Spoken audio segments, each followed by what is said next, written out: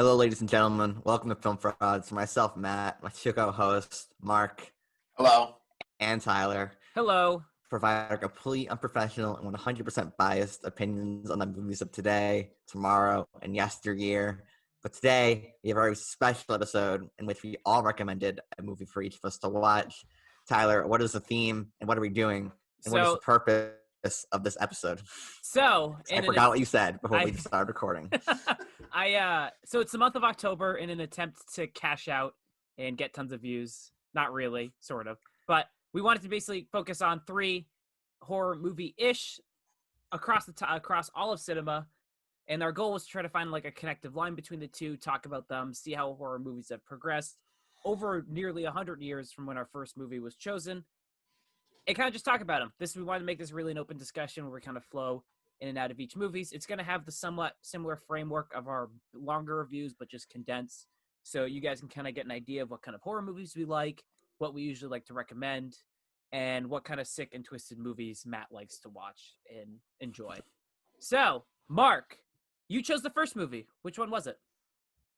I chose the 1922 silent film Nosferatu, directed by F.W. Murnau.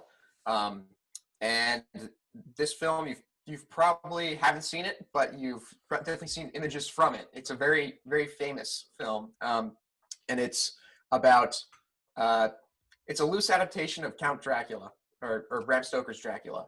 And so the story goes is, and this is the non-spoiler review for the movie. A man is sent to a castle in Transylvania to make get a contract signed by a man named Count Orlok, who wants to move into this German town. And so this man who's sent there realizes that the man who lives in this castle is a little bit strange and has an affinity for blood. And so from then on out, things get weird, and it leads to being one of the most creative and just one of the first masterpieces of cinematic history. And so that's Nosferatu. I can't really go into too much because it's a silent film, and it's a short film. It's about an hour and a half, and even less than that. 80 minutes. It's 80 minutes. Wow. Yeah. That's usually the runtime for a silent film. And so today in contemporary Hollywood, a lot of filmmakers definitely draw inspiration from this film. I mean, it's not the first horror film that ever came out. The first one that's considered to come out was The Cabinet of Dr. Caligari, which came out in 1920. It turned 100 this year. So Nosferatu is basically number 2. And if you ever seen The Lighthouse or The Witch, the director Robert Eggers says this is his favorite film ever. And he definitely draws a lot of inspiration from this film. So it's had quite a big impact on Hollywood. So I recommended it for the channel because I watched it earlier this year and I was just completely enamored by it. And I'm excited to see what my co-hosts think about it. Yeah, I thought it was good. Like, it doesn't really stand up to, what I expect in movies because, I mean, obviously it's a silent film, but I definitely appreciated it for what they're able to accomplish, considering how limited they were with their resources. The actors do a very good job of visual storytelling because in order to express dialogue, they need to cut to sheets of what looks like a screen page in which dialogue's written and you read it.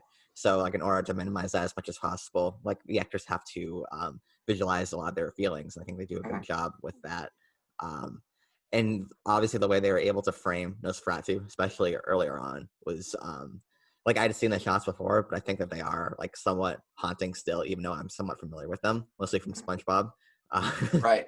Because there's that Nosferatu scene in one of the episodes. But I would say that I'm not going to rush to rewatch it, but I definitely appreciate it for what it did. And there's a show I like called Babylon Berlin, which is a German detective show which takes place during the time between World War I and World War II, which is the fall of their of the Weimar Republic and the rise of Nazism in Germany. and they're in season 3, which is the most recent season. There's like a murder that happens on a set of making a movie. It's a silent film, obviously, because it takes place in the 1930s. So it's like in my head, like I was thinking of like what everything looked like in the behind the scenes stuff. Because obviously they give you a good behind the scenes look of what movie making was like during that time period. So like I kind of like liked it for that as well in a weird way, like combining the two different stuff. So yeah. So I actually saw this movie 4 years ago. I watched it in my freshman year film class on avant-garde film, and I fell asleep in the movie. And I woke up and I pulled the mark, and I was like, "Oh, okay, cool." And I had to talk about it in class. I didn't really remember much of it, but I remember the first 40 minutes. And so I watched it again, and this is like one of those movies. My main argument is that I get into fights with Mark about is that older movies can be critiqued. They can. And there's nothing Yes, like they can. older movies can be critiqued. They can be recognized for their impact on cinema, but they can be critiqued. And this is one of those movies that I recognize it's a landmark achievement in movie making, but I also think it has legitimate flaws. And I don't feel like they're flaws, or at least I'll try to justify them, not as flaws viewing them from a contemporary perspective of nearly 100 years later, but rather from the time what I would have liked to see more, what I think been more effective. Is this a bad movie? Dear God, no, it's not. It's actually pretty solid. I think this movie has some legitimate frightening moments that are more impactful than movies now, which is really saying something. I think anytime, and this is not a spoiler, but anytime they use Count Warlock. Thank you. I was gonna say Dracula, but that's for our next Nosferatu one. But anytime they sparingly show Count Orlok and kind of let his horror seep in, I think those are legitimately wonderful moments. And like Matt said, I also think the performances in this movie are just phenomenal all about. It's a silent film. They have to convey so much, and I think they do a wonderful job. That being said, I do think there's actual legitimate issues with the movie. I'm not really too familiar with the making of how they would often like overlay audio and music over silent movies at the time, but there are often times when it felt like tonally the score would not mix with the actual what was happening in the movie, where they'd be this like it'd be like a crescendo of music, but the character be like Jonathan be waking up in his bed, and then when like Count Orlok is doing things, and I won't spoil it, it feels like the music is a little bit too faded when it feels like this is a big moment. And I felt like that would often tonally take me out of the movie. And I also think that they use Count Orlok a little, not wrong, because I think it'd be erroneous to say wrong, but I think they don't. A take from Tyler. A hot take, yeah. But I don't think they use him as effectively as they could. And now, Mark, please write all of my opinions. Well, I think in regards to the music, and I don't really think I can substantiate this, but a lot of silent films can a silent film can have different scores. Sometimes it's scored differently. I think I know of like 2 examples of this happening. And also, sorry, my dog just walked in. You were talking about the imagery and of the film, and I think this is where the strengths of the silent film really come into play. You know, where the filmmaker has to rely on the screen to realize the horror that he's trying to portray, as to now where you rely on jump scares. It's sort of like a cop-out scary moment. So in Nosferatu, what makes it so eerie and dreadful is just these shots of just like, you know, Nosferatu just sitting in the darkness, just staring into your soul. Yep. You know, it's not the reliance of like, you know, oh, there's Nosferatu, he's here to scare you, you know, out of the corner. And I think that's like just one of the greatest strengths of the film. It's just the imagery that's just burned into your brain. There's a specific scene in the film, it's my favorite scene, and it's when Jonathan is in his bed and he feels like something's wrong, and then his door to his chamber flies open, and the camera points down the hallway, and you just see like Nosferatu like this. Yep. and he's just standing there in the darkness, and it's just horrifying. It's the best shot in the entire movie. Yeah, I would say so as well. Yeah. And it burned into my brain. I was just watching it. I was just like, you know, You know, when you like get scared and your lungs Yeah. seize up and you're just like you can't say anything. Like that's how I felt. It was incredible. Do you know, Mark? Do you know anything about like how they designed, like behind the scenes, like how they designed Nosferatu, like the inspirations for anything? I Was that don't. curious? I don't. I wasn't able to. I didn't dive into that part Yeah. when I looked into the film. But one background piece of information that I know about this film is that F.W. Murnau, when he made this film, he basically just took the story of Dracula and he just changed the names. Yeah. You know, Count Dracula became Count Orlok, and then he changed the names to Nosferatu, and then changed the names of the main players in the movie.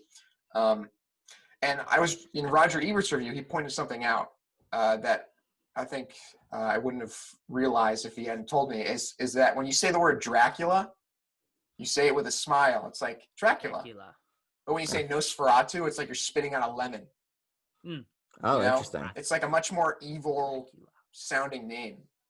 Because, That's cool. you know, the Dracula himself has sort of been, I don't know if watered down is the right word, but we've had so many iterations of him that it's sort of, the name loses its impact. Whereas Nosferatu, it just sounds, you know, evil itself. And so it just adds like a whole nother layer of dread to the film, for me at least. And so for me, this is like, I wouldn't say it's like one of the best horror movies of all time. It's definitely one of the most important films of all time. And if you're, oh, sorry, 1 second. Sorry, never mind. Someone was touching my doorknob. It was Willow. It's Nosferatu. Willow pushes my door open to get in my room. Yeah. So yeah, I just love this film, and I want more people to see it. You brought up. I feel like as we get to our other movies and we talk about the ones kind of we watch, you're gonna notice a common trend of stuff that we kind of avoid jump scares, and that I feel like is very representative of what we find scary. And a very interesting thing, what we were talking about this scene is, if this movie was filmed and it was basically shot for shot remade in modern times, that shot where Jonathan opens the door and sees Nosferatu would probably be a jump scare. And if it was made during the time where there was sound, that probably would have been a loud, like, dun dun moment, because it was kind of like that style of the reveal. And it was because Count Orlok throughout the entire, until that point, was cloaked. He had a hat on. You can't really see the ears a lot of the times. You get that kind of like grotesque face, but you don't really know what you're like. Is he just kind of like slightly deformed? Like, what's happening here? And then you get that reveal. And if this movie's filmed or made 20 years later, it's probably an entirely different, impactful scene. And it might be woefully less effective than it was now. And I think it's effective because it's what type of scares that we like, where there is no sound. And we just get that shot, and we're left with that image and it's the image that sets the tone and the eeriness, not the loud boom music that, oh my goodness, look at that. And I think that's why that stuff is so impactful, at least to us, and why it's aged wonderfully. There's a few shots in this movie that have aged phenomenally. Anytime Nosferatu is not moving, which sounds really bad, it's so creepy because we're just left to sit with the horror. And I think that's just why this movie has probably just stood the test of time, and why now we can watch it 100 years later and we can all recommend it in some capacity. Yeah. As some staple. I don't want to cut you off, Tyler. No, that's it. And okay. I think if comparing that to its remake is an interesting kind of idea, because that remake does take those similar ideas, but it's a contemporary kind of thing. Another thing that I think just makes the fact that this movie's a silent film adds to the dread of the film is, think of the very famous shot that everybody's seen, is the shadow of Nosferatu going up the stairs, where he's like this. Yeah, that's a good shot. That's a great shot. And that's and that part of the movie, he's going after Jonathan's wife. And if you think about it, like when I was watching the film, I realized like I was like sort of like panicking in my head. I was like, since it's a silent film, you can't hear Nosferatu moving. Yeah. And it's like, oh my God, is she gonna hear him? Yeah. He's not making any sounds. It's just like it adds to like the silent menace in the dark. There's And definitely something that makes it more scary because it feels kind of detached from reality with mhm, the fact that it's a silent film. Like in my review from on Letterboxd, I said it's like an industrialized fairy tale, not because Ooh. it's like an industrialized background, but because the filmmaking itself is so robotic in a way. It feels very industrial to me, very like machine-like. Like Yeah. when they're walking. This is not meant to be a criticism, but it just feels very detached from reality. And yeah, part of the silent film aspect of it, I think, kind of adds to the horror of it because you really don't know what to expect, and it's like you can't really add human elements to Nosferatu when there's literally nothing human about him. And that silent film aspect I think adds to it, and how they get more creative with how they shoot him and stuff like that. So Which I I would think is improved upon because in Herzog's remake, what year did Herzog's remake come out? 1979. Werner yeah Herzog What did Nosferatu the Vampire. And because I feel like if you're a consumer, you're an audience member sitting down in 1922, this movie is probably the most frightening thing you've ever seen in your entire lives, Mhm. outside of actual like real life issues in the late or early 20th century of like 1920s. I was like, yeah, Germany was like really suffering a lot after World War I, Yeah. but Nosferatu, man, Nosferatu is like man, what they that found to be got the them. most Yeah, scary. Yeah. that man, Nosferatu really got them. But like, there are stuff that's probably so effective in their ideas of that I feel like then Herzog was like, I want to remake this movie, but I want to make this movie human in a Yeah, capacity, and instead of because Mhm. this movie feels more like an actual genuine horror movie. It has its frights, it has its versions of jump scares in a capacity. But then the Herzog movie is one that focuses more on characters and actual themes of like desperation and loneliness and love, and it's for that. If we want to transition to Herzog's yeah. movie, I just have I kind of have a complaint I want to mention about the 1922 version sure, Sure. that goes into spoilers, but we can relate both those movies together yeah, because I think the Herzog movie is like, much better. And my main complaint with 1922 one comes with, so basically the movie goes where Count Orlok finds the locket where John's locket where his wife is, the picture of his wife is there, and it's like, oh, who's this lady? And it's like, oh, then all of a sudden he just wants to sign the contract deal to move to Germany. And when he gets on the ship to go to Germany, he brings a plague with him, and when he finally arrives, it like ravages the whole city and things like that. And my kind of complaint comes here because I got really confused as to what was going on around this point of the movie. I don't know if you guys had similar problems, but there's both the plague happening, but also they cut to random exposition scenes where Van Helsing just shows up and he just explains what's going on with the plot. yeah, And that's kind of where the movie sort of started to lose me, because there was really great, the first interaction between John and Nosferatu is really great because you sort of understand how vampires work in this universe, because he's like, oh, there's still a couple more hours of nighttime left, so let's do something. So you yeah, understand, oh, he sleeps during the day, blah blah, blah, he's a vampire. And I understand, like they're obviously they're appealing to an audience that was like from 100 years ago, but yeah. still it felt very distracting to have like two plots going on at the same time at the end, where like Van Helsing just literally just shows up and says, I'm going to describe to you what's going on right now. I don't know if you guys had similar confusions as I did. When I first watched the movie sort of did lose me at that point. I was like, why is the plague here? I'm sort of confused. Yeah, And it wasn't through it was through the Herzog's remake, or sort of remake. It was like he has to sleep in the dirt of the plague or something, yeah, and the rats. So I was like, oh, okay, that's how it got there. Um, but when I first watched the 1922 version, when Nosferatu makes landfall in Germany, the movie sort of has this like divergence of plot, and it gets a little confusing. mm, Um, but I think for me, the rest of the film is just so overwhelmingly and like incredible that I like just it totally like outweighs that small nitpick that I I have. Well, I had the luxury of having the entire movie explained in detail in my film class. So when I was, and it was explained beforehand, and then we talked about it after. So seeing it again 4 years later, having fallen asleep, I kind of was like, oh, okay, like I know what's happening, and I feel like it's a definite just product of its time. It's a story idea that is kind of resonant. I mean, if you think about it, you're 1922, you're coming off the what's called the Spanish flu in 1918. you're coming across this like mass panic that's already happening, and I feel like you can kind of see that reflective where you have this more personal kind of overwhelming sense of like the unknown. Nosferatu is an unknown entity that we cannot stop.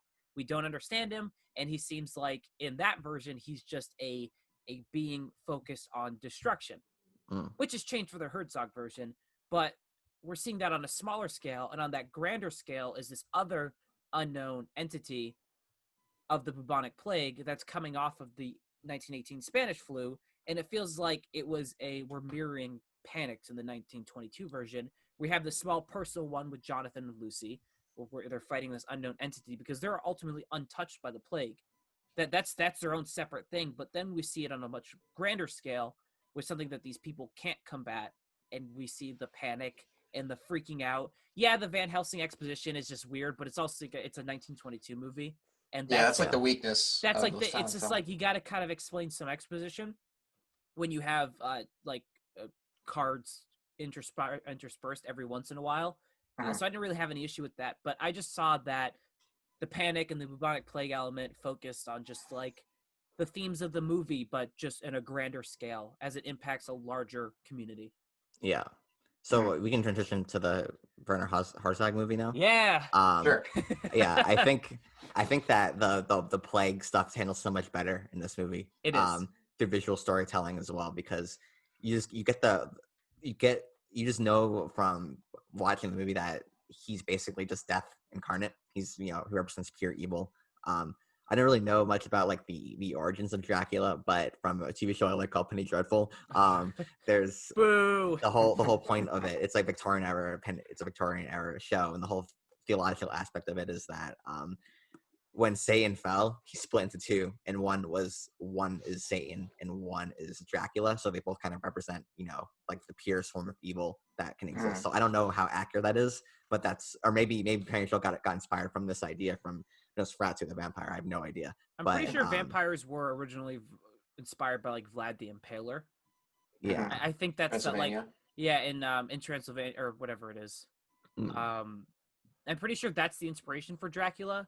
But like the main themes of Dracula, I think is exactly what you said, Matt. Yeah. But I think like the actual physical is from Vlad the Impaler. And then like it's great because then you see he's in one of like a bunch of coffins, and they open one of the coffins and there's just rats in all of them. So from that okay, there's gonna be a spread of plague, and it's not even really Nosferatu's goal to do that. His goal is to meet the lady, whose name I can't remember right now. I got Lucy. And so I thought that it was handled so much better there. I don't know. I think Nosferatu the Vampire by Werner Herzog is kind of a masterpiece, but I'm interested in seeing what you guys think of it. Damn. Well, I watched this last night, and at like 1 a.m. You texted us at like 1:50. I watched it first time a couple days ago, so we're all first time watches. Yeah. I was working on a project last night, and I lost track of time, but I watched it last night, and when the movie started, it took me like a good half an hour to like literally halfway through the movie before I realized, oh my God, this Werner Herzog is an actual genius. Let me explain. So first, the audio or the dialogue in the Herzog remake, it feels off right from the get-go. You're like, this doesn't feel right. I feel like this should be in German. It's in English. And it feels a little out of sync. And it took me some time to realize, like... Do you have any... is this any actual, like, Herzog interviews you're about to say, or is this No. opinionated? This is my opinion. This is how I interpret it. Good. I can debate it. I can't fucking debate you can debate it because this is my interpretation. So the way I took it is the way that the characters in the remake speak, it's as if they're speaking through the cards in a silent film. It's so deliberate and simple, and they're explaining themselves, and it's like this could just as well be a silent film. I could just imagine the text on the screen, and I was like, oh my God, that's kind of genius. I mean, you're remaking a silent film. You got to be careful. It's sacred ground, and because the opportunity to be overindulgent is just it's so easy. And then so that's one thing. I realized I felt like the dialogue was genius in that sense, where it's just complete homage to the silent film and silent era storytelling. 2, So there's obviously in Nosferatu, as we've discussed, there's a lot of famous shots, and it would have been such a cop out. It would have been a great cop out, but it would have been a cop out to just recreate those shots, just shot for shot. Yeah. You're like, hey, look, I'm doing it too. You know, I think back to the shot for shot remake of Psycho in 1998, and it was a complete and utter failure. Gus Van Sant, yeah. Yeah. And Vince Vaughn. Vince Vaughn, yeah. Yeah, when you do the shot for shot remake, you lose the essence because it's not like through the filmmaker's original eye. And so what Herzog does is he takes the essence of those famous shots and he just he just changes them in a way where it's just wholly original. Like I think back to the scene we were talking about where in the silent film Nosferatu is at the end of the hallway and it's very eerie. And he's sort of just standing there and the camera goes to him. In the Herzog one, it's like you just see the outline of Nosferatu's head as he's coming down the chamber, the hallway. And then he comes up to the camera and his face is lit up, and it's horrifying because it's all black in the background, so it looks like it's like a moon. It's like his face looks like a moon, and Klaus Kinski is phenomenal in this movie. Yeah, and then another shot I'm thinking of is that famous shot of Nosferatu coming out of the cargo of the ship in the silent film. Yeah, and then in the Herzog one, you get all these shots of the film of the ship. You know, these aerial shots, the shots of the captain writing in his logbook, and how some of the men are disappearing. And there's only you get one shot of Nosferatu on the ship, and it's like at night, and he's just creeping over. It is amazing. It blew my socks off. I could not believe it. And there's a part I laughed out loud in this movie once, and it's when he's taking the coffins off the ship, and he puts one down, and then he like runs back onto the ship, and you can tell it's just. It no longer becomes like this horrific figure, but just some guy in a cloak. Because he looks like he kind of stumbles over his cloak a little bit. It just flows. Yeah. And I was like audibly like cracking up. I want to preface this that I do think this movie is better than the 1922 one. I think Herzog is a masterful director. He can create visual imagery like no one else. His shots look gorgeous. Everything is immaculate in this. But because a lot of Mark's complaints or a lot of Mark's arguments were in rebuttal to my Letterboxd review, where I basically said the audio in this movie is weird and there's something horribly detaching about it and I can't place my finger on it. I don't think it's the silent film mimicking the cards because I would often rewatch scenes and pause. This movie took me like 2 hours and 10 minutes to get through because I was rewatching stuff. Some of the audio doesn't match up with the lips, and I could be proven very wrong. But I was rewatching scenes like 3 or 4 times to see if I was going insane, and they did not match up. Something is very off about this movie. The way the characters are framed and blocked within a shot. There's one really weird one right at the beginning when Jonathan leaves, where it's just him and Lucy like making out for like 10 seconds while his family awkwardly stands right there, and then he gets on a horse, and she like weirdly like paces up and wait, and it's just like everything feels so unnatural in this movie. I can't place it. I know you guys are waiting to kill me right now, but the dialogue just felt okay. weird. Tyler's talking. All right, he made his point. I have a rebuttal. I rebuttal that and I'll let you go, Matt. Okay. This goes back to what Matt's saying, where in the silent area you have to be very emotive to express on the screen what's going on. This literally feels like it's pulled out of the silent film. It doesn't. I don't think it works though. I don't think it works. I think. Okay. Well, this is my interpretation. Just the whole like, no, don't leave, or just like the over like emotive or like weird sort of choppy dialogue. That's how I interpret it, and that's why I think this movie is absolutely genius. Yeah. So I'll let Matt. So I didn't focus on the dialogue, so I was too busy focusing on the themes and the good directing and the good acting. Wow. Hey, I didn't say this movie. And Werner Herzog, listen to him in interviews. He's very funny.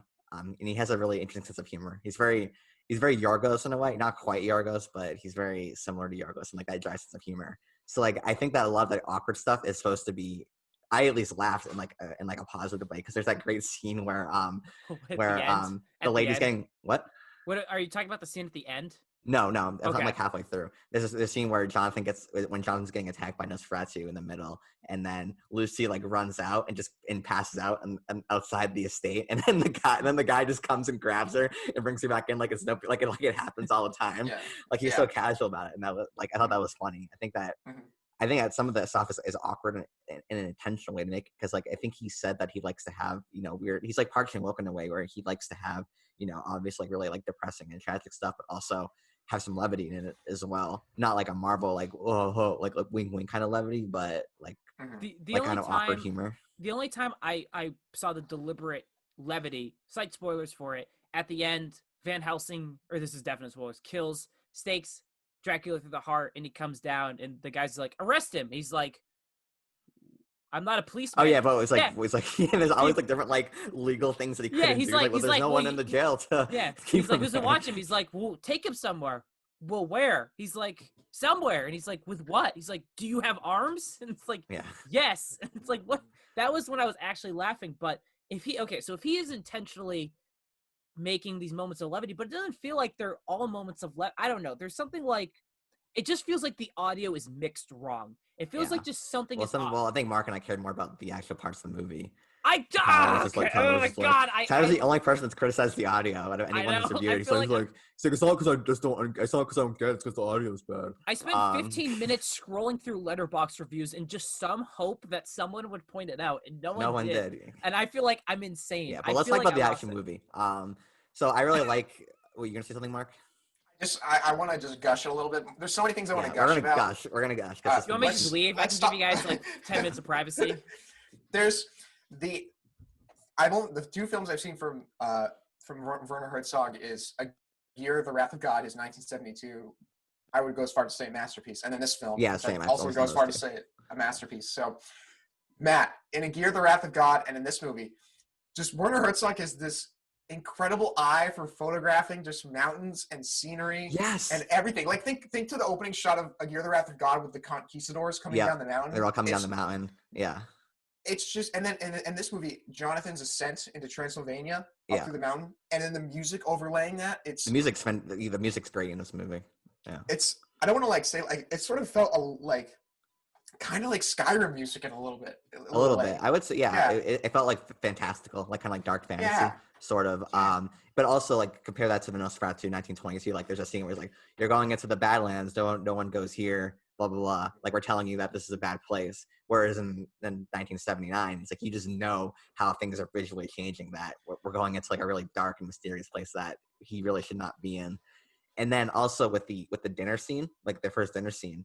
Like that scene is literally almost verbatim the same dialogue from the original, but the way, like what you were saying earlier, the way they shoot it is different. And something felt so like somewhat documentary style about it, which I really liked. Like when Nosferatu is like when Jonathan like pokes his finger and he starts bleeding, and then Nosferatu just like starts like cornering him. Both Klaus That was great. I want to throw out that I really like that one. Was like that he like swipes the chair. And then like slowly stalks and like pushes him back. He's like, "Let's sit by the fire." Yeah. Like okay. So like again, like the dialogue's basically the same, but the filmmaking was different, and I thought it was just as if not more effective with that sort of like fly on the wall documentary style too, which is kind of weird to have in like a epic kind of fantasy theological movie, but I think it totally works, and I thought it was really great. What do you guys think about the pacing of this movie? This is like another one of my. I think the movie is like very poorly paced. I think it's. I feel like 15 minutes could have been cut off this movie. I feel like a little bit of momentum is lost when like the protagonist switches to Lucy. Yes, I think so too. Towards the end, that's when I've had it. You lose that momentum because she's sort of like figuring out like, oh, this is what I need to do. This is how I need to defeat him. Well, she's figuring out what the audience already knows, and that's one of my main issues. Is we switch protagonists, and the protagonist is rediscovering and solving issues to problems that we have already know has been. Yeah. But she's also trying to find ways how to, like, we don't know how to defeat Nosferatu. That's what she's trying to figure out. She's discovering who Nosferatu is for the first time. So there's this 10 to 12 minutes of the movie where we're recovering the same ground that we dealt with Jonathan. And ultimately, the movie's approaching different themes at that point, but it's the same narrative structure where in that one, there's that, like, Nosferatu is, like, searching for, like, a way to cure loneliness.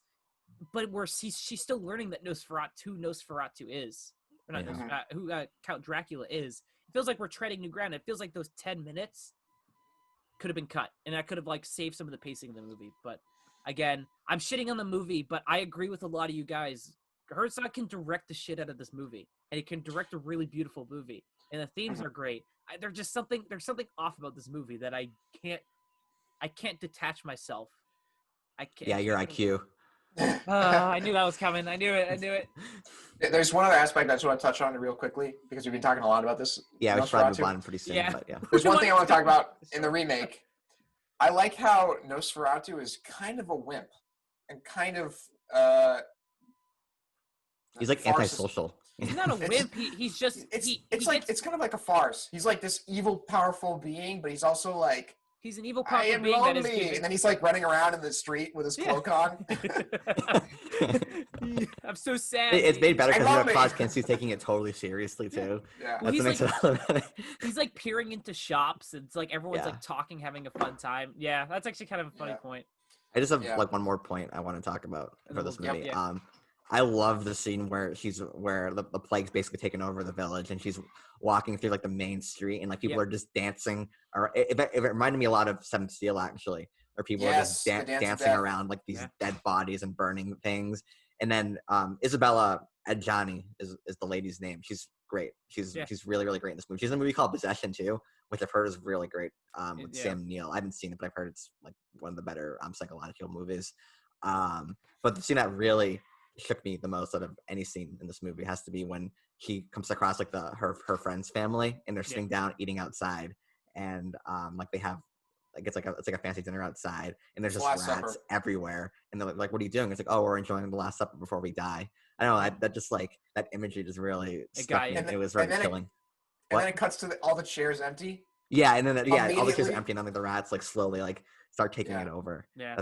That was really great. There are a few things. Did Herzog like get a ship? Because when they're sailing in that like helicopter pan around shot, that's a real ship. He just loves ships. Like if you watch Aguirre, he just Yeah. Aguirre, he just loves shooting on water, which is like the Okay. worst. Yeah, And then- 'cause that looks like that's not a model. That's not CGI. That was real ship. And then the fact that there are so many rats, I'm like, did he get all those rats? Because they all look like when they all get off the ship and you cut and you pan to right on the deck or on the land right there, and it's just a mound of rats.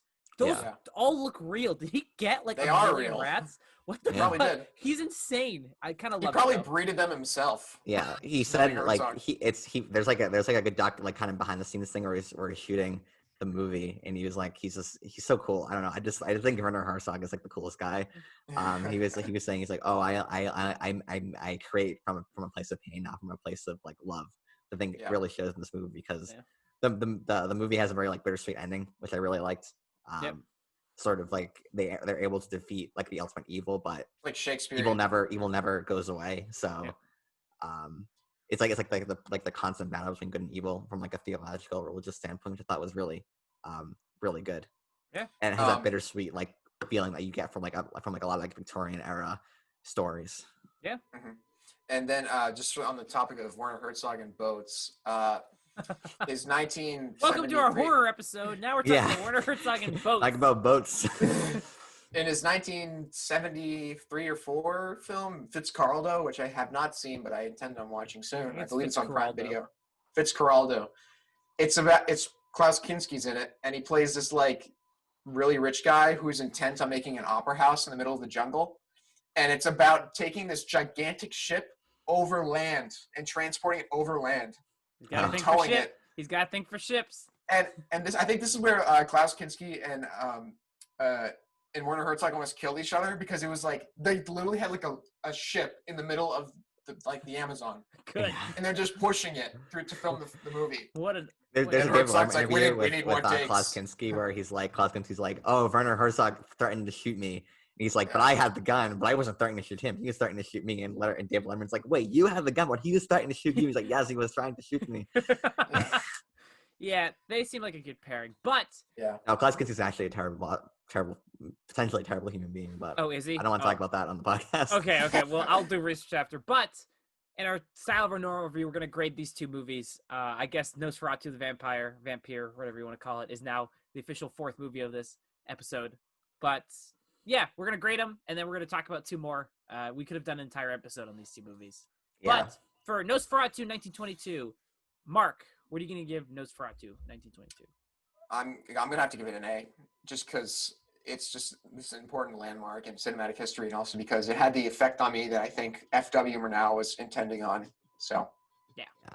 I'm gonna give it a C. It's good. Like, I appreciate it, but it definitely feels longer than 80 minutes, like a lot longer than 80 minutes. But I can appreciate what it did for cinema, while also just kind of saying that didn't really live up to like current day expectations.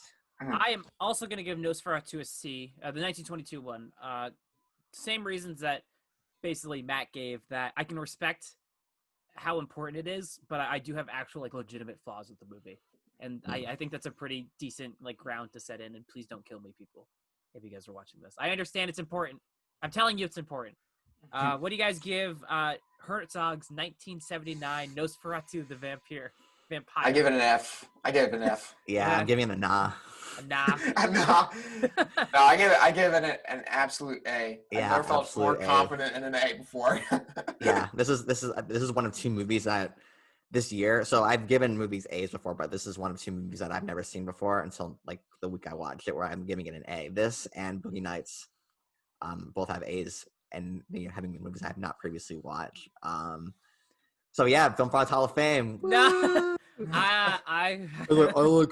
It's not that I didn't get the themes or anything, or is not. I just want to throw out there enough for that me. It's just the audio. The audio was what was bad. I'm going to give Nosferatu Herzog's a C. Wow. I just want to say right now that the Marine has a higher grade than Nosferatu, and I want to keep that, and I want people to know that. Should we vote to abolish Tyler's opinion on this? Yeah, I vote I agree. I Okay, agree. Film Thoughts Hall of Yeah, Fame. I agree. Give Yeah. it a clap. All right. What was the next? Oh, that's my movie. Yeah, you have all The right. Exorcist next, but you The can talk about it because I have to do something very quickly. Okay. The next movie we are going to pick that I picked. I was actually deciding between a few. Mark, you're my only audience now. I was actually deciding between a few. I really wanted to tackle The Shining. I thought it would be a really interesting one.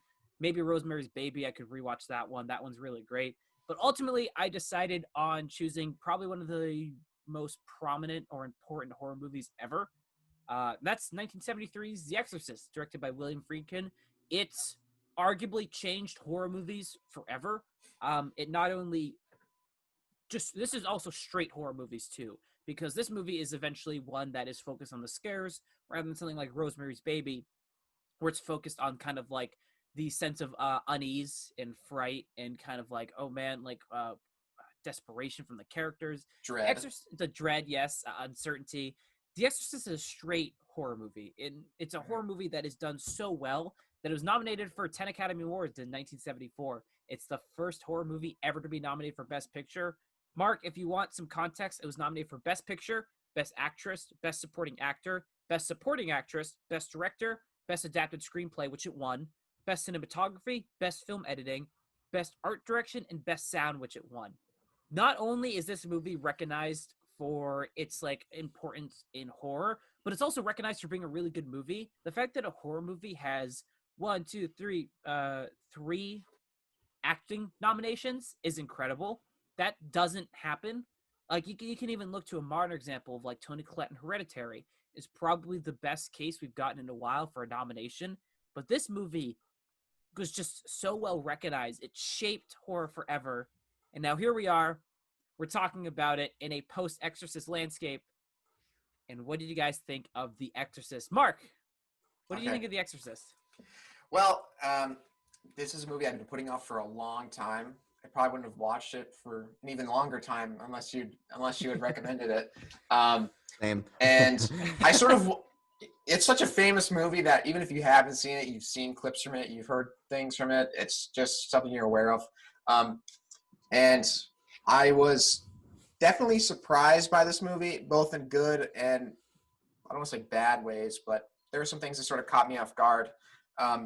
But for one thing, I was totally taken back by how vulgar the Yeah. film is and how out there it is and what you see and what is portrayed and the themes that are playing throughout the film.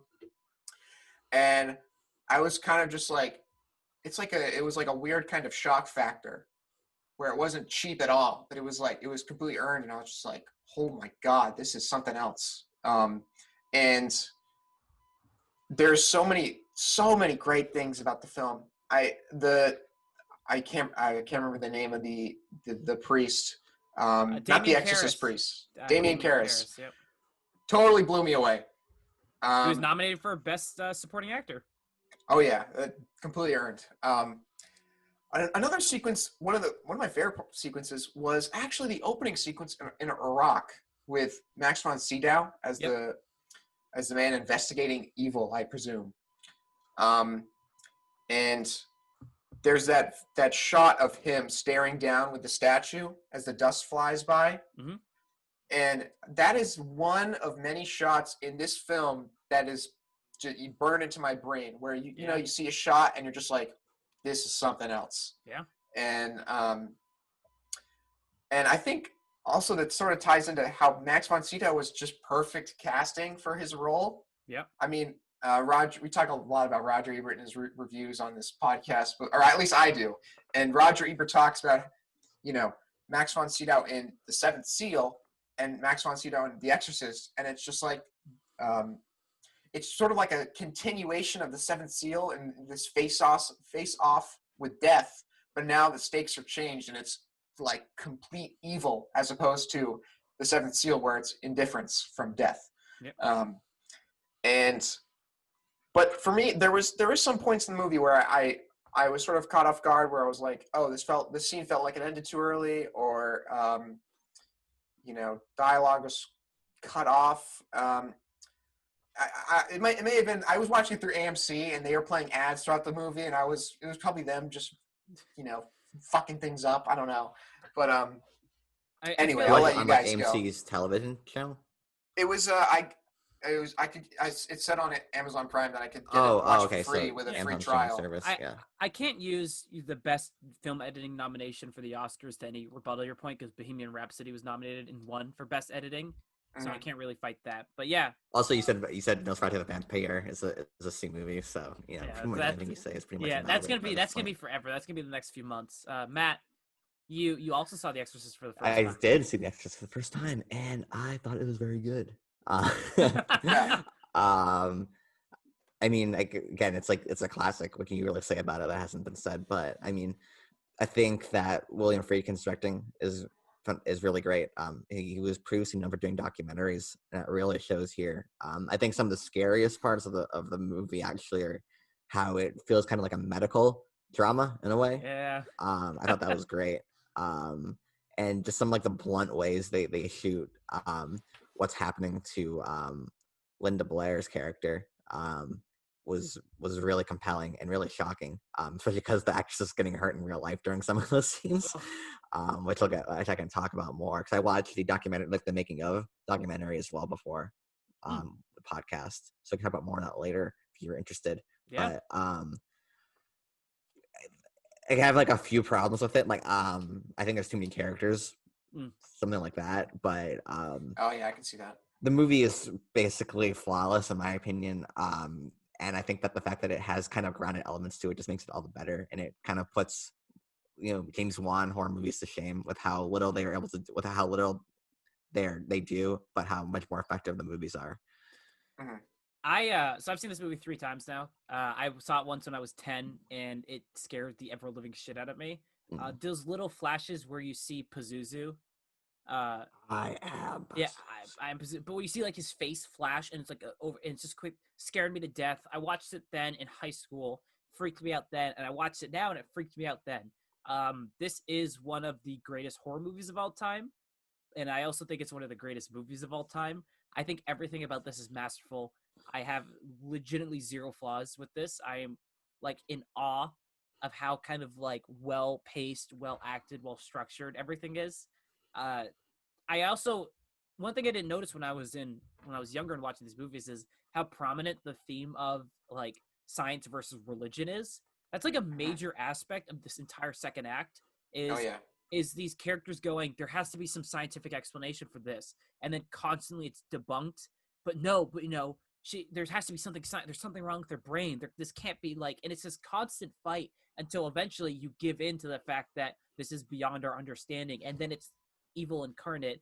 But also just how desperate and broken every single character in this movie is. Even our noble exorcist, played by Max von Sydow, is dying of like a heart condition, and ultimately kind of succumbs to that in the middle of the movie. But he's our renowned figure of what's happening. He's our link to like saving Reagan, Linda Blair's character in the movie, and he is beaten and he loses in some capacity. And it's not until we get a heroic sacrifice by Damien Karras that is what resolves the movie. And but he's a broken and beaten down character, and everyone's crying and everyone's desperate and they just want a solution. And it's just so like hard to watch at times when this mother is just like broken down and doesn't know what to do, and science is failing her, and she goes to religion, and religion is like, go to science, and it's this back and forth, and it's wonderful. I think it has some of the best special effects ever in a movie. Linda Blair being like in makeup and like saying all these things, like these horrible, vile things, is wonderful. They have some like the bed shaking and her floating in the air. It's just all so. It's also so quaint too. That's the thing, is most of this movie takes place in one house, and most of this movie is just in like a bedroom, and it's so great. And I love everything about this movie. But again, everything that's already been said about this movie has been said. I don't know, like what happened? Did you see anything in the documentary, Matt, that really like stuck out So to you? William Friedkin's a psychopath. It's kind of amazing. You know the scene. So we're in spoilers, I'm guessing. Yeah, I feel like it's so you know the scene where after Father Karras jumped out the window and he's dying, and his best friend holds his hand and he's shaking while he's doing the sign of the cross. Yep. William Friedkin. That was like the 30th take of that scene. And right before the take, William Friedkin literally slapped the actor in the face. He's like, "Come here," and he like slapped him in the face. He said, "Now roll." And so that's why he's shaking, because he's just so mad. Ooh. And I guess like he would like randomly shoot off guns on set to get people agitated. This is how it was. Like he was an actor at the time. So it's like that was back when, and it was a studio film too, which makes it even funnier to think about. Yep. They just like go, and then but like it's fun listening to them in listening to like the interviews of like the other cast members and crew members of the documentary. Like they call him Billy, which I think is funny. Like William Friedkin, like they're all friendly with him, but there's like that Stockholm syndrome effect where they're like, yeah, I didn't really like that, but I mean, he really knows what he's doing. He made a great movie. So there's like he has that weird sort of like charisma to him that people just kind of latch onto, and they're more forgiving. Like that scene where the mother gets thrown and you just see, and you just have a shot of her just like falling, almost hitting her head on like the back of the wall. That was like a crew member just like literally tugging her by the rope, and that from William Friedkin's request, he's like, you know, just like really like he says to the crew member, like, really pull her as hard as you can. And the guy's like, okay. The crew member in the interviews is kind of a creep. Like you can tell he's kind of like relishes in what he was doing. I'll go more into that later. But so like, and she had to go to the chiropractor, and William Friedkin they didn't call the 911 immediately because William Friedkin wanted to shoot her on the ground, like suffering for longer. But then in the interview, she's like fine with it. Well, she's upset, but she's like, well, I mean, he had to do what he had to do. So there's that again, that weird Stockholm syndrome. But then amazing. The scene where I think probably my favorite scene in the whole movie is when the doctor, who's like constantly saying, oh, it's an intrusion in your whatever party. What? It's a lesion on her brain. A lesion on her brain. And when he goes through the room and she's just going like this back and forth, like yelling for her mom. First of all, it seems great, and it's super effective because it feels so realistic. Is that when she's sudden. Like up, when she's back and forth, like sleeping on the bed? Like, and first of all, that was the real actress doing that. And second of all, it was the guy was like the creepo guy was like going back, pulling her back and forth as hard as he could, and like she was legitimately in pain, but she like refused to break character during that scene. Jesus. I guess at one point she started yelling Billy because she was yelling for the director's help, but because she was like, you know, getting her back snapped, and but they just kept filming. Jesus, freaking! Oh my god. Yeah, so I think making a movie is more fun to talk about because it's just so Everybody knows the fascinating. movie. Yeah, it's how William Freakin wouldn't let his actors act. Basically, he just sees like he wants them to be in real physical pain. That's how you get the best performances, and he just punches them. Turns everybody into a method actor. Yeah. I had no idea, like, he slapped, like, because that shaking scene is like, my God, dude, like, you just feel the emotion. But Yeah, it's great to know, like, 30 seconds before he's like, get over here. Boof! And it's yeah. like, all He's right, like, go. film. Go. Yeah, It's like, goddamn. No, I mean, like, in terms of just, like, impact, I mean, it has one of the most iconic scores ever when they're when the actress is walking to set. It's like, do and just walking. You're like, Yeah. ah, this is The Exorcist. I mean, again, a lot of the stuff you've just kind of seen before, even if you hadn't seen The Exorcist, like Mark said, you've seen just like clips of the actual exorcism or like the head turnaround or the walking down the stairs. You've seen all this stuff before, but it's just so impactful. It's so like it feels so just like personal. And I think that's what I really love about it is oftentimes in these horror movies, let's take a look at like Insidious, for example. Insidious is a movie that's trying to set itself around one family. And it's like, look at these personal stakes, but it expands so much. The point in Insidious, we go into like another dimension. And it's all these like different things. So it kind of loses that sense of like personal like attachment to the characters. And in this one, that's it. We're in a house and it's just mother and this girl, and we're trying to find a solution to it. And it stays in that and never tries to get any bigger than that. Sure, you have like demonic possessions and stuff like that, but it's like very just close. And like one of my favorite scenes of the movie is when Damien Karras is listening to the audio but backwards, and it's just like it's creepy. He just like he doesn't know what to do, and he's just kind of like sitting there like freaking out because he's like, oh my God, it's real. Like this is insane. I love everything about this movie. I really do. Like I can't give this movie enough praise.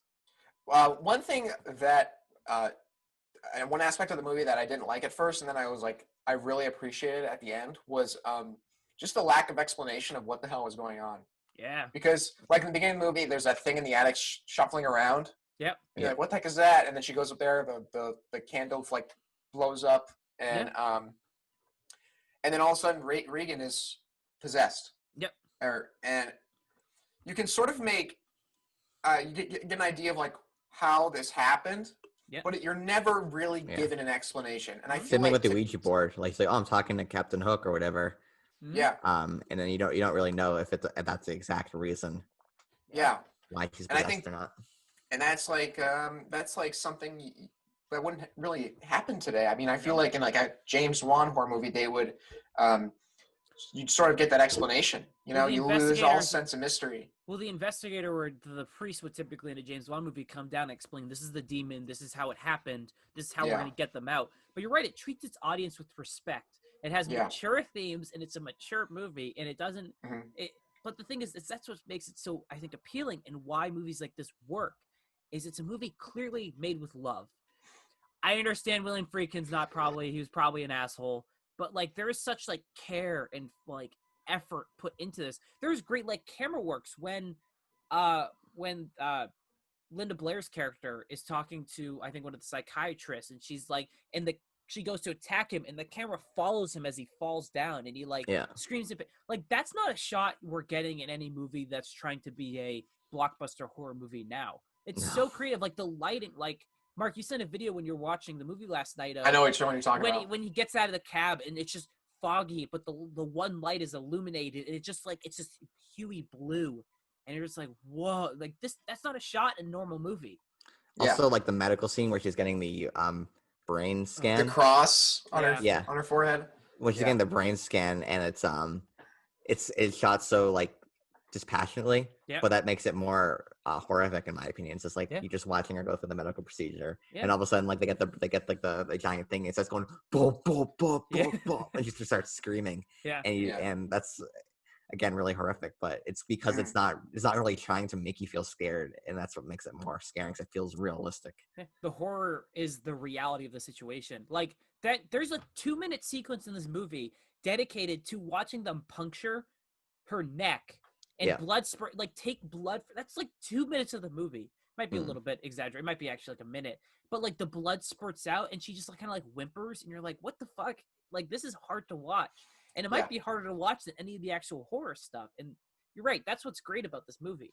I could go on and on about this movie. Yeah. Like everything is super great about it. Mhm. But in attempts to keep this shorter, do you guys have any final points about The Exorcist that you guys really just like something stood out to you? Anything at all? Well, for me, I was sort of caught off guard where Max von Sydow, like Damien, what's his name? Karis. Karras walks back into the room where the exorcism is happening, and he sees Reagan, and she's like has her back up against a corner, and Yep. and Max von Sydow is dead, and it sort of caught me off guard. I was like, oh, this movie's sort of accelerating faster than I was expecting. I was expecting like another exorcism scene before we got to that. Yep. But and then the transition happens with the possession, and then the priest falls out the window, and then the movie like really ends kind of abruptly for me. I was sort of caught off guard. I don't know if this is exactly a critique. I'm sure I'd have a different feeling the next time I watch it. But you kind of expected there to be another like 5 minutes of movie. I was expecting a little more because they're sort of you're hyping up the Exorcist up until that point. Yeah, it felt kind of sudden there. how he just kind of found a way to get the demon out of her suddenly. Oh yeah. I get that's the point. Like he probably didn't want to have the demon inside of him. That's probably like his last option. But just like the filming of that, I think it felt very abrupt. But it's a small quibble in a movie that I really, really like. Can I make a small rebuttal to it then? No. Okay. So ultimately, we talked about the reality of this movie. And I think that kind of final exorcism, it really touches on the reality. If it's a movie constantly fighting with reality versus otherworldly stuff, then realistically, an exorcism from two priests is probably not going to solve this issue. And I think we're just faced with the reality of that when our leading expert dies halfway through. And Damien Karras' decision is, I think, just an acceptance of that reality that he can't beat this. We've shown he's mentally not equipped for this when the Pazuzu takes possession or mimics his mother who died, because that's a major character issue for him. He feels super guilty over that. And he's just like, I can't beat this. I'm a broken man, because we see that too. And he just makes the ultimate sacrifice, knowing that this is probably the only way to stop this because he doesn't have the means to. It's that hard because we're so used to horror movies now, because we've grown up with this, where we're so used to our heroes winning and like they beat it and they overcome the odds. Think about like The Conjuring. The exorcism works in that movie. And in this movie, it's very much like you're hit by like a truck. You're like, it's not going to work. They lost. And that decision is like the realization, like, we can't beat it. What else can I do? And he makes a sacrifice. And that's what I love about it. I love that they don't win at the end, really. Ultimately, our heroes die. And it's kind of really great. And I really have to respect the choice for that movie. Or choice that the movie made, rather. I know we talked about this, but I think one of the main things I love about this film is the faith, religion, and reason. Or faith, or science, religion, and reason. Yep. And then also Damien, his character, losing his faith and then regaining it for what he's seen and making the ultimate sacrifice. Matt, what's the quote? People with a crisis of faith never have much faith to begin with. There you go. Oh, right. Well, that was like one of the big things. I was like, this is great. And then also, I know I touched on this earlier about just how like nothing's really explained. I think that was actually just absolutely genius, because if you think about like The Conjuring and Insidious, you sort of, we had like the name of the demon in this film, but but in like The Conjuring, it's like Bathsheba or something, and The Conjuring, and like Insidious. The Conjuring thoroughly details why the possession is happening. And The Conjuring, it's a mother who was wronged, who's now going after other mothers and their kids because she had her kids taken away from her and she was killed. And that's it. And that's like, oh, great. I'm glad we know its entire motivations. Yeah. In this movie, it was just like, he's an evil demon who got a hold of someone to take possession. Like, he doesn't have motivations. He's just evil. I don't need my characters of the devil incarnate to, like, I just want revenge against mothers. It's like, it's kind of like boring. And also, what I want to say is like the fact that nothing's explained and it's just like this thing happens, it gives you the sense that this literally could have happened anywhere else. Yeah, it's what's great about it. It's just so Yeah. realistic. It's just like This what makes it so much scarier because like in The Conjuring, it's like it's only in this location that you're in danger. yeah. But like You in moved into Exorcist, the it's like house. this could happen in your house. Your Good kid luck. could play with the fucking Ouija board and summon Captain Hook or whatever, and then we're screwed. It's great. I loved everything about this movie, but we have one more movie to touch on, and then You want to go into the grades? yeah, I was gonna one more movie to touch on, but grades. Matt, what are you gonna give The Exorcist? Okay, so I'm gonna give it a really high B. Yeah, that makes sense. Like a really, really high B. It's just there's just a few problems I have with the movie that doesn't quite make it to that A rank, but I mean, this is one of the best horror movies of all time. And obviously, I'd recommend to literally anyone who's looking for a scary movie to watch during Halloween. Yeah, Mhm. Mark. I'm probably in the same boat as Matt, but I think I'm of the opinion that the next time I watch it, I'll be like, this is an A. Yeah. There was things that caught me off guard this time around that sort of like hindered my experience, but going into it again, knowing those things, I'm gonna have a different experience, and I think I'm gonna be like totally won over by this movie. If it's not clear already, I'm gonna give it a C. I'm gonna give it a C. Use it a nah. I give it a nah. No, I give this movie the highest of A's possible. I legitimately like, out of all the movies we've probably covered on Film Fraud so far, this is probably the best. And I know that's bold. What? We talked about The Marine. What are you talking about? Yeah, we did talk about The Marine. The Marine beats The Exorcist. No, out of like legitimately like all the movies I've seen and we've talked about on this channel, I think The Exorcist is probably the best. The problem with the audio. Yeah, so I'm gonna give it an F. It I'm took never away gonna- every single other aspect of the movie for me. It's all I could fixate on. I'm never gonna live that one down, am I? No, okay. I'm okay with that. I stand by my opinions. I'm a true critic. I'm not. Matt, you recommended the movie. I'm doing the last movie, and so we kind of dropped the 100 years gimmick.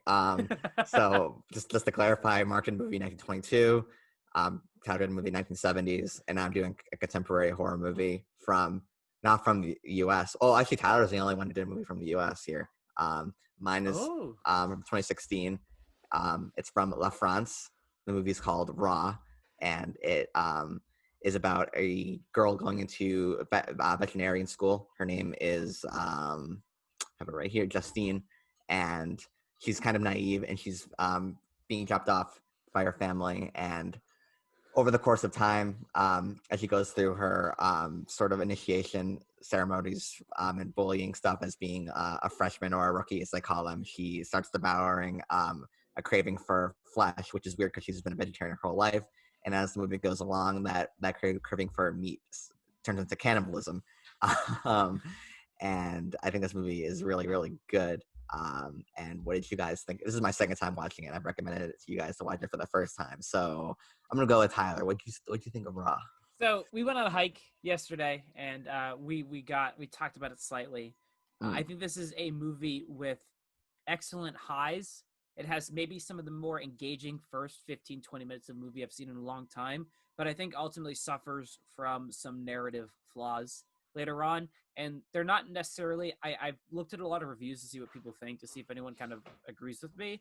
And there were a couple who kind of are in line with me, but mostly people don't have any issues with the narrative of this movie. But I think it has, which we'll get into spoilers, but narrative issues. But I also think some of the cinematography after the first 20 minutes is a little bland.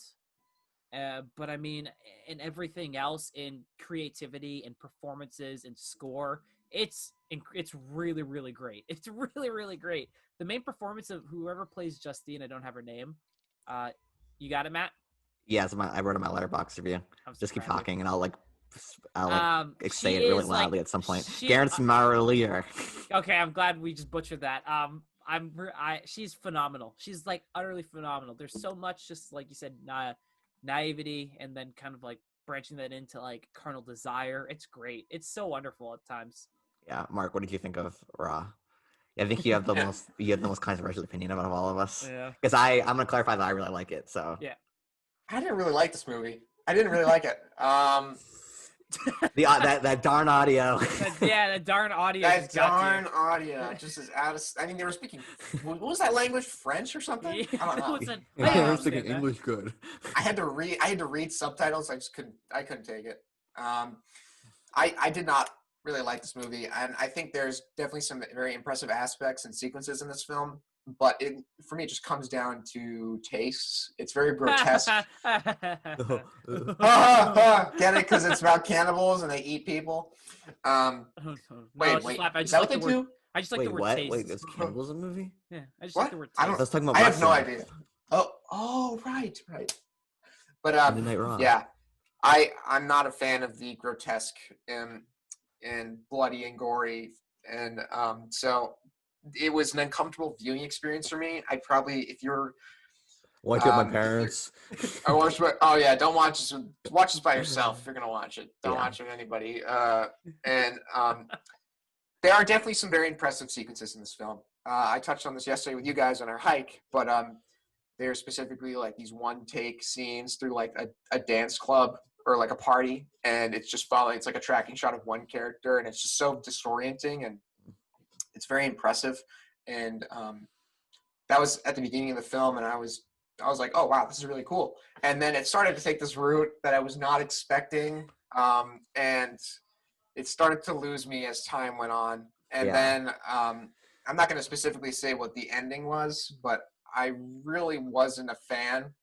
Was I know that Matt, you are a fan of the ending, and I can Yeah. see why you could be. Um, It's there are things that happen in this film that aren't explained, and I don't really think they need to be explained. But it's still a little, for me, it was a little disorienting and just grotesque and yada yada yada yada. So just wasn't a big fan. So I want to say that first of all, I really like the cinematography in the movie.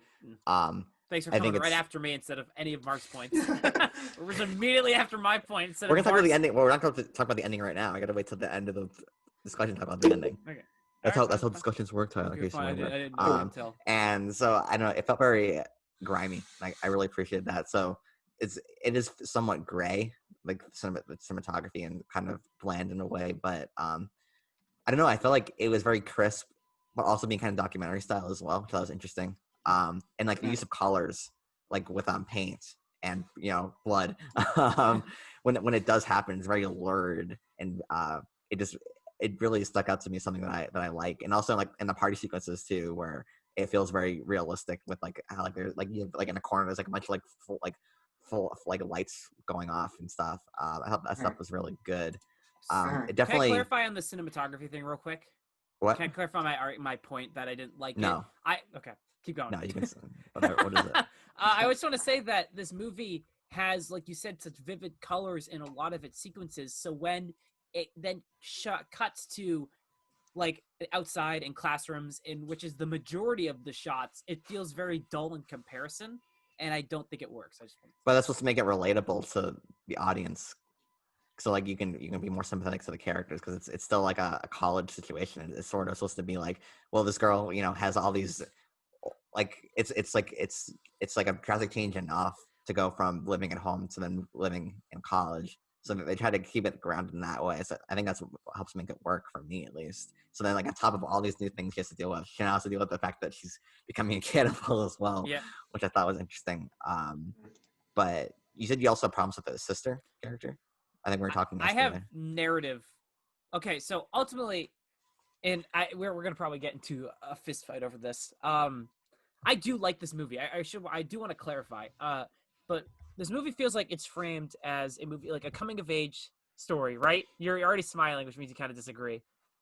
No? No, it isn't. No, it's a coming of age story. It's a coming of age like, story, but like framed through the like idea of branching out against or like escaping one's kind of controlling family, because the opening 15 minutes establishes the relationship between her and her parents is a little controlling and a little frayed, a little distant, and she's finally given that freedom. So we're viewing from that coming of age. It's a movie about escaping one's family, but it's also a movie about like desire and like carnal desire. And can we get into spoilers? Because a lot of my let's go into narrative. spoilers. So spoilers in this movie is she starts to become a cannibal, but that's her way of coming of age and breaking away is she's been a vegetarian her entire life, and that's in contrast. She becomes so far attached to meat, and that is from her carnal desire, that when she starts to kind of eat it and become consumed by the lust for eating people, that's that coming of age. That's that breakaway from the family. So then at the end of the movie, and even like from the point where we realize that the sister is also a cannibal, and then at the end, the big twist is that her mother is also a cannibal. Mhm. Feels like it just traps her back again with this family the movie has been working so heavily to break away from. The entire premise of the movie is, and the theme of this movie is escaping that, but we instead just get roped right back in, and it feels like that movie betrays its own themes in favor of a twist. Wrong. Okay, thank you. I was waiting for that. I'd say I'd probably agree with you, Tyler. On that Yes, point. I had someone on my side today. Sorry, I man. got a quote. I want to Oh, he found keep evidence. going though. He found no. That's it. That's my. I've already chosen my hill to die on. Yeah, my Well, hills. I'm in an ready to interview. die. So I'm not going to do appeal to authority, logic fallacy, but I'm just going to throw a quote from the director, what she said. And it's also going to prove you guys wrong at the same time. So she's saying that the point of Alexia, who's the sister, and Justine having like that dichotomy is that Justine's journey is an ascension into normality. So she has, the exposure to like the more like carnal or animalistic desires that she has, but ultimately she's able to suppress them in enough. And then Alexia's journey is one of descension into abnormality or like animalistic sort of tendencies. So it's not really. I don't see it really betraying its themes at all. To be honest, I think that it's showing that Justine is able to control her desires, whereas she learns from Alexia like what the consequences are of just saying F it and But if just the movie establishes that the relationship between her and her parents is controlling. I mean, you kind of see that even when, after the best scene in the entire movie, after she eats her sister's finger, and Yeah. it's like a neon red, and then Yeah. the techno music plays. I have never been more like enamored with a movie scene than at that moment. I was sitting there just like dying. I was like, this is just like the best scene I've seen in a long time. I do want to clarify that. But like the movie establishes that it's escaping that control, and maybe I can understand the Justine and Alexia relationship, but that end twist feels like it takes all this like oomph away from the movie, because even that relationship with Alexia feels like those two are fighting against the parents and how they were raised, and just to find out that you can't actually escape it. Like you're not going to, like, this is in genetic, like you're not, like, this is not your own individual characteristics. I mean, I guess it's the way where like parents eventually are going to have to send their children out into the wild, regardless of how controlling they are. But if the movie frames Justine's desires as being an individual characteristic, finding out that they are instead not, feels like it's no longer a coming of age movie, just an acceptance of fate. And I think the cannibalism is supposed to be like an exaggerated version of, like getting into like alcohol and stuff when you're, or sex or whatever when you're, getting older. I don't know. Is this a biological or just like social thing that is just going to happen? And I took that as being like how overprotective parenting like eventually has to come to an end at some point. And I just love the ending where he's like, where the dad kind of like just kind of like drops his own responsibility and is like, you seem like you're able to control on your own, so you don't need really our help anymore. Has she never seen her dad shirtless? I just want to throw that out there right now. Have they never been to like the beach? Like, he's careful about it. I don't know. that when I saw that, I was like, that doesn't seem like. He's the guy who wears t-shirts in the water. Yeah. Does he never like change? And I don't know. I was like, I have chosen my hill to die on, and Mark, you can come join me on my hill. But it's like a horror movie. I mean, are you gonna critique? I just in The Exorcist, Linda Blair's head turns all the way around. Wouldn't it snap her neck? There's a difference between that's an effect It's still and human that's body. a theme of the movie. Still human body. No, that's a different. Why did she die there? Mark, come join me on my hill. Come on. I don't even think this is a horror film. There's like, okay, can I fight Mark's opinion against grotesque stuff? This movie isn't like grotesque. I don't think it's I think it's like, I think it's queasy at moments. But I don't think it's. I don't like queasy. You've I think seen some of these movies, Matt, but you probably are in the camp that there's a difference between horror for a purpose and horror for horror's sake, or gore for a purpose and gore for gore. If you look at like Eli Roth, like Saw, Hostel, like Green Inferno, I hate those movies. I cannot stand torture porn, gore for gore's sake movies. except for Final Destination. I really fuck with Final Destination. Final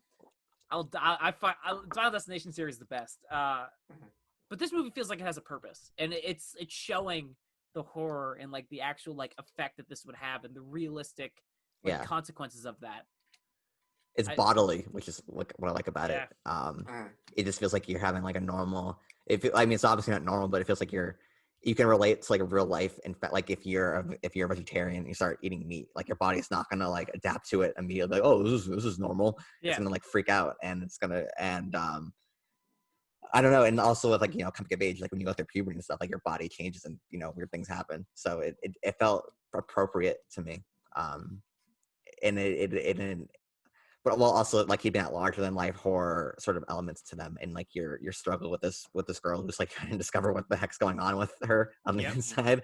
And I don't know, I thought it was good. I thought it was appropriate for the movie.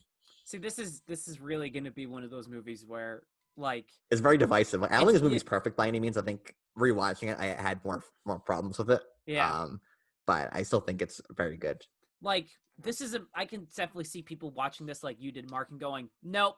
Like that one scene where she pulls all the hair out of her mouth, and it's just like that close in shot. It's just like this is not. We should probably preface that you said don't watch this movie with your family. This is also a movie not for really the queasiest of stomachs. Yeah. Like there are don't eat and watch it. I texted our group and was like, can I eat while watching this movie? And you're like, you probably shouldn't. You're like, that's probably not a good idea. I was okay. So I ate a donut right before. It's like, yeah, nice. I can do this. No, this is probably a movie that most people are either going to love it or they're going to hate it. Yeah. Marcus, anything you liked about the movie? Well, there's definitely, as I mentioned before, there's definitely some impressive sequences. I think the one where she's dancing in front of the mirror and she's putting the lipstick on. Yeah, just playing that French rap song in the background. Yeah. It was like, that's like the transition of her character where she just sort of embraces it. That's like the breaking away of her parents' stronghold. Yeah. That was a really impressive sequence. And also, as I mentioned before, the scene in the nightclub where it's just very disorienting and you're not really sure what's going on. And those two scenes, and then obviously the finger eating scene is crazy. Yes. What was your reaction? And the whole scene, I mean, like the part where she kicks her sister and the scissors chops her finger off. Yeah. Just like from there to the end of that scene, I was like, whoa. Yeah. This is I mean, like, how can you make eating a finger look so epic? Yeah. And so the finger looks good too. I just put it out there. Yeah. Matt, you're watching this. 2017 comes around, and you're like, man, this weird French movie. Yeah, like, that scene definitely sticks out more than like any scene in 2017. I think. Yeah. Like that scene has lasted with me like since I watched it 3 years ago. And I was excited to rewatch it again. It's so brilliant how from a musical standpoint, it's very like they use like finger picking acoustic guitar sounds at first. Like it's like playing the same rhythm, but with like a duller acoustic sound. And then as soon as she takes a bite, it turns into like keyboard electro. It's like dee dee dee, like very haunting techno music, and it's that scene is absolutely brilliant in my opinion. It's probably my favorite scene out of like any of the movies that we are talking about in this episode. It kind of reminded me of The Guest a little bit when you're kind of a Dan Stevens character. You're a little like unsure. He seems a little off, and then you cut to outside the window and he's just staring out, and it just goes like the "Haunted by Your Love" song plays as dun dun, and it's like that heavy rock, and you're like, so clearly something's really wrong about this guy. Reminded me of that like that music setting the tone. Man, I want to watch The Guest again. Yeah, I want to watch it again. But just the whatever her name, Marianne. No, what's her name? Garance Mariliere. Mariliere. Her acting is just great. I think in an interview that they talked about her evolution as a character, and the director wanted her to act like a panther, which that was interesting. And you can kind of see that with the scene later on when she's at the party and the sister has like the cadaver and has like the hand there and she's just like snapping at it. It was right. What would you do if you were you're going to this vet school and you're not a cannibal and you're not a weirdo and you're watching these two sisters fight and they're just biting each other? Would you just kind of like immediately like book it? You're like, they're gonna eat me? Or probably. I mean, I would have left the party probably if that had happened, but I like how it's like filmed in like it's so it's just like a camera, like someone like it's just someone's camera perspective, like recording it happen. Yep. She's such a good actress, and she was only 18 when she was filming that movie. Jesus. which is kind of crazy. Like she's super talented.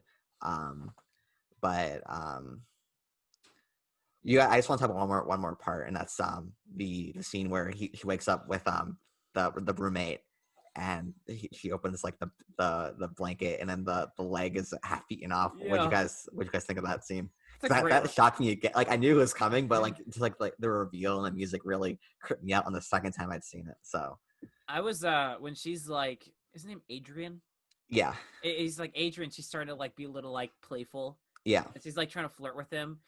Is he gay in this movie? Like he says he's gay. It's like I imagine that's another like side story where he's like figuring out his like sexual identity or something like that. The director said he's just a nice guy, or he's just a like nice guy. he's just like a cool like dude. Okay. There's that one scene that made me laugh. They're French. It's okay. They're more comfortable. But like he opens the door and he's getting like a blowjob and he just like smiles and closes it. I'm like, that guy's just awesome.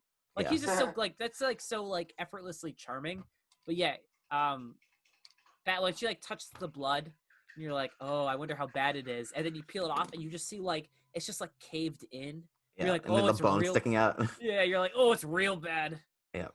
Mark, Yeah. you're not Mark, that's when Mark turned it off. Yeah, Mark's like, oh, And he sat in the shower and just like it's like, oh. I knew that was coming. I was like, the climax of this film is going to be when the roommate is killed. I was sort of expecting it, and I wasn't expecting it to the capacity that they went for. That really surprised me. Because when she woke up in the bed, I was like, why is he asleep? She has a bite on her face. How did this happen? And I realized something's wrong here. You're like, oh no. We should do a month of only gore movies and make Mark watch them. I opt out. I hate opt those out. movies. Yeah, we'll never do those. You can get Wrong Turn 1 through 17. Hey, Wrong Turn. No, The Hills Have Eyes Hills Have Eyes 2 is a phenomenal movie. Is that the one where the nerdy guy in glasses basically like massacres all the zombies? That one's so great. Yeah, that movie's good. That movie's awesome. The Texas Chainsaw Massacre is on the Criterion Channel. I'd watch it. That's a good movie. If you watch it on the Criterion Channel, you're a film lover. If you watch it anywhere else, you're a hack. That's an important thing to remember. That's good to know. I agree. Grades? So should we grade it and then talk a little bit about our state of horror movies? Sure. I will give it a B. Like it's a solid B. It went down a little bit, I think, on rewatching. I remember when I was like thinking it was like, oh, this movie's so awesome. And there are definitely parts where I was kind of checked out. But I think that the important part is that the movie makes sure to make Juliet, whatever her name is, I have it right here, Justine's like story very relatable.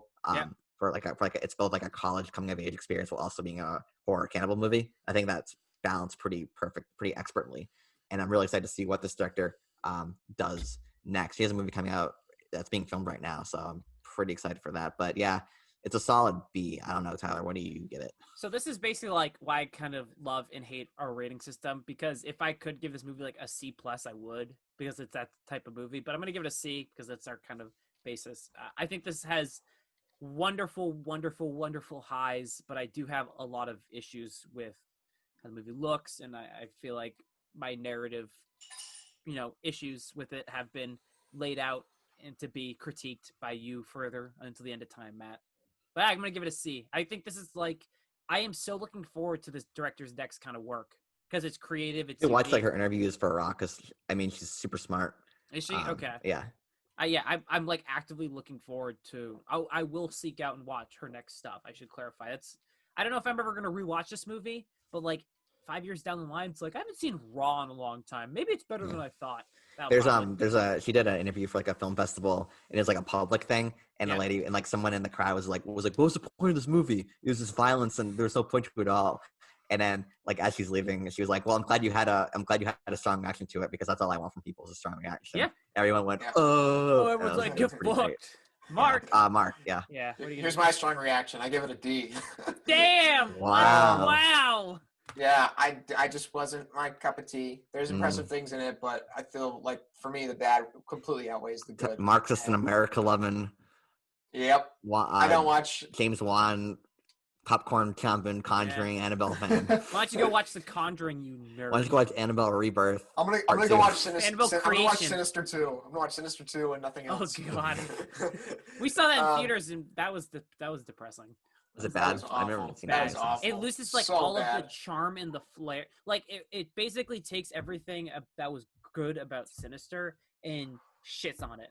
It makes it Yeah. worse. Is this the first time we've all had different letter grades for a movie? Maybe. Yeah. I don't so. think we've ever gone so. Hall of Fame. Hall of Fame. Yeah. Put it there. We're doing it. All right, real It quick. shows that. I mean, even if you don't like the movie, you have to like appreciate the fact that it has such like a volatile, Yeah. not volatile, but like such like a diverse reaction from all of Yeah. us.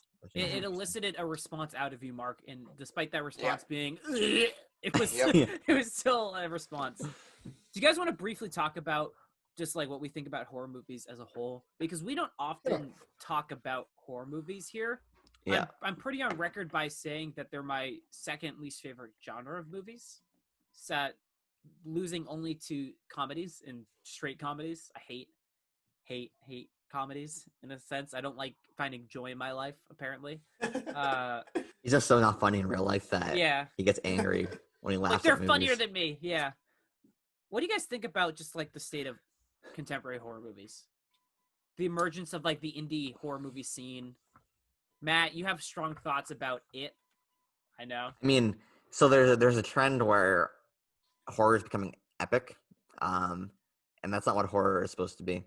It's supposed to be quaint and small. Like the more isolated you feel in a horror movie, the better it is. So when you have it and it's 2.5 hours long and it's filled with pointless scares just for the sake of keeping the audience entertained, like why would you make, if you're worried about the audience not being entertained, why would you make it 2.5 hours long in the first place? I like boring horror movies where nothing happens until the end. Black Coat's Daughter. What? Black Coat's Daughter. Yeah, well, Black Coat's not boring. You just that audio doesn't work for you. God damn it. When we finally, if we ever do merch, it's going to be our first shirt. Yeah, Yeah, yeah, it didn't work for me. Does he picture me and- clapping? Yeah, with the hands clapping. Yeah, like horror movies are epic now, and it just doesn't work. You know, horror movies, like we talk about with each movie's, well, not related Nosferatu, but with Exorcist and Raw, they all have real world analogies that make them feel more realistic. Like it's movies have come to a point where it's just like we don't have to worry about making things believably scary. We just have loud noises that will condition people into thinking the movie is actually scary. Yep. So that's like kind of like my general criticism of like blockbuster horror movies today. Well, like horror movies are reflecting a trend that most movies are, where you have to make them super accessible and just keep with the trends. It's why like horror movies have split into two types of genres. It's contemporary and indie. It's like indie horror movies are like the saving grace of not only just horror movies but indie movies in general. Like you can look at like Hereditary, which we don't consider it an indie movie, but when Hereditary comes out, that movie has thrived off word of mouth, and it's word of mouth from festivals. Same thing with The Witch and The Witch. And even like that Hereditary success has transcended into Midsummer.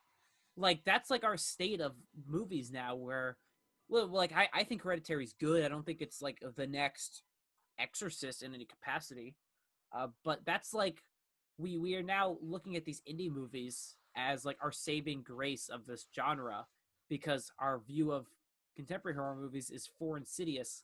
I should preface, I like the Insidious movies except for part 4. I think 1 is decent. Four parts? Oh my There's god. 4 parts. I've seen all of them in theaters. I think 2 and 3 are decent, and I think 4 is a big old steaming pile of shit. But like movies that are just this jump scare fest die out, and I think they just lose their rewatchability. I don't like watching The Conjuring. I don't want to rewatch Conjuring 2 despite having like one effective scene. You were to recommend Conjuring for this podcast, right? And then you decided you didn't want to. No, I was gonna recommend Insidious because I want to reflect like the trend. And but I was like, I don't want to keep watching fucking Insidious. I've seen the movie like 8 times now. And the reason why like a movie like Sinister I find to be moderately impactful is because it takes that. The scariest part of the movie is like the grainy, realistic like murder footage of the movie, and the fact that we have to elevate to such like graphic like representations of violence to get an impact is just kind of I think it's really telling. I think I'm of the camp of people that like realize like, oh, horror movies can actually be pretty good is like through like The Witch and Hereditary.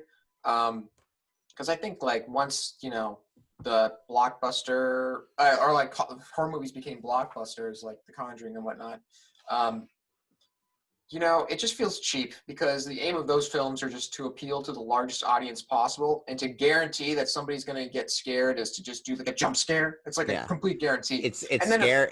But they're not going to go out of their way to make anything disturbing. Yeah, it's not earned. It's safe scare, And so like it's not going to last with the audience. They'd be like, oh, they'll recommend it to their friends because, like, can you imagine if someone saw like The Witch and they're like, oh, it was so boring, and then it got really messed up in the end. Like, no one's going to recommend that. It's like, oh, it was so scary when the ghost jumped out. You should watch it. Yeah, like speaking about The Witch, it's just people say, oh, it's not scary. Or The boring. public or, Yeah. or they'll say it's boring, and jump scares aren't scary. What's scary is dread. Something that actually invokes like a primal instinct of fear in you. Yeah. Like in The Witch, I mean, I think Robert Eggers has gone on record saying that it's like the intention was it to be like a Puritan's nightmare.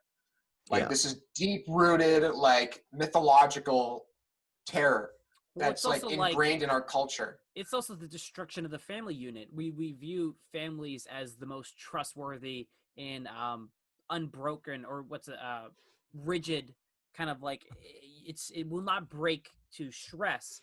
But in The Witch, watching everyone turn on each other as a family is what makes it so like, yeah, it's terrifying because it's not the boo, oh man, I'm calmed down, okay, I'm good, but it's like the, oh dear God, like this is just like the worst nightmare even for us. Yeah, you say Puritan's nightmare, but its themes are just like transcend time because we view the family unit as so rooted in like success.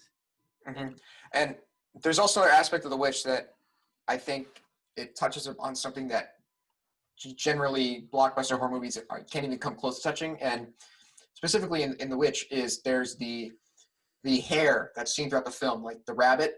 Yeah. That's like there's just shots of it just like they're just staring at the main characters like Thomason, and then it runs off and the dog chases, and that's just like very eerie. Yep. Like for people, I think like in Europe, like there are deep mythological connotations like with the hair. It's like an omen of bad things to come. For here, it's like people are like, "What's up with the bunny?" But but like for some people, it's like it can invoke a whole new level of terror because it's something ingrained in like their culture of just these certain things imbue these certain ideas and warnings.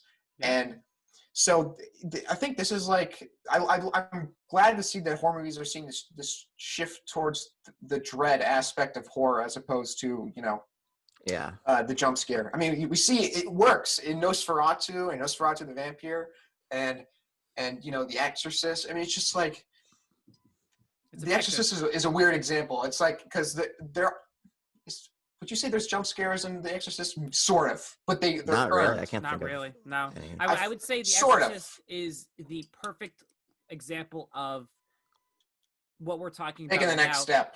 Taking the next step of making a well-made horror movie. I mean, it's nominated for, again, Oscars don't mean everything, but the fact that the Academy went, holy crap, we have to nominate this movie. Here's 10 nominations. And the fact that it was so massively popular and influential, it's regarded as one of the greatest movies of all time. It's a landmark of American cinema, and it's a horror movie. I feel. Oh, sorry. No, that's it. I was gonna say there's also this trend that I'm noticing that horror movies are best made by people who don't identify themselves with the horror genre. Yeah. So Liam Friedkin obviously brings that documentary style to The Exorcist because he's primarily a documentary maker. That helps makes it feel gritty and more realistic. Roger Eggers, even though he's done mostly horror movies, I think Robert Eggers, even though he has done mostly horror movies, I think he has said in interviews that I've seen that he's not like he's afraid of horror. Like he doesn't really go out of his way to watch horror movies. I think he said that he doesn't really like horror movies very much, and you can see like his passion for The Witch more comes with like his love for like that era of history of like Salem and things like that. I can't remember what interview I saw, but he definitely said that he didn't like horror, like that he's scared of horror movies and doesn't like them very much. Stanley Kubrick in The Shining, Stanley Kubrick is not a horror filmmaker. He's a filmmaker who made a horror movie. So and then you have people like, who's the guy who did like Lights Out? David F. Sandberg. David F. Sandberg. He's a horror filmmaker who loves horror, and all of his movies are kind of generic. No one really cares about them. James Wan. He did Shazam, right? He was Shazam. Oh yeah, but I mean, like, other than that, like, if you go into YouTube channel, it's all like horror short films and things like that. And they did like Annabelle Creation, did Lights Out. You take James Wan, who primarily does horror movies, and people like The Conjuring. It's not like, I mean, I haven't seen them, so I don't know, but they're not like that. They don't have like that following like The Witch does. And maybe more people have seen The Conjuring, but they don't really have that sort of. I don't think they'll have the lasting power that like The Witch has, especially when there's 5,000 Conjuring movies in the Conjureverse. Like there's actually only 2. Oh, whatever. So like you need directors and writers that have like That's not other. true. I lied. There's more. Yeah, I knew there was more. You need directors that have like other styles that can incorporate into the horror genre. I think that helps make horror movies good. Yeah. You have what's his name? The guy did True Detective, who's going to make a really great It movie, but Cary Fukunaga. Cary Fukunaga, Yeah. and he did Beast of No Nation, which is fantastic. He did True Detective, which season 1, just like my favorite thing ever. And then True Detective season 1 is horrific in scenes, and it's not even like there's anything particularly, just the way he shoots it makes it horrific. But no, we can't make an It movie because it'd be too disturbing and it wouldn't appeal to the largest amount of people. So You should never watch It Chapter 2. What? You should never watch It Chapter 2. It's 2 hours and like 50 minutes. Yeah, It's I'm not so gonna watch bad. it. It's not great. So bad. I think the performances are what saved the movie. But regardless, we're getting a little long here. Yeah, we should wrap it up. So we just wanted to, first off, thank you guys. This is going to be one of our first. We're going to start trying to incorporate more like special episodes like this where we take our time and do research. It's going to be like try to do like once a month. We won't spoil any of the topics, but this is what we're planning on doing. And Matt, what's our call to action? What are we doing next week? Well, next week we're doing The Master, which is part of Mark's Paul Thomas Anderson recommendations. I forgot. Oops, my bad. So that should be interesting. And like, comment, subscribe, yeah, do all that stuff. Comment, faithful for as long as it's me. And we're on Spotify, iTunes, YouTube, browsing on YouTube, but we're on all this other stuff as well. And you have recommendations, things you want us to talk about, let us know. Maybe we'll do them. Probably not, because we have a huge schedule, and I want to get back to my recommendations as fast as possible. But we basically did 2 movies of you this week. We did Nosferatu the Vampire, and we did but Rock. Mark can attest that watching Nosferatu the Vampire was a worthy. Was worth an In my hour and opinion, 50 I'm minutes mad of at his that. life, and Tyler was like, he's like, what can I catch up Audio's with bad. movies? Yeah. I hate all of you. So yeah, do all those things and check us out more. All right. Thank you guys for watching, and I get the final. Bye.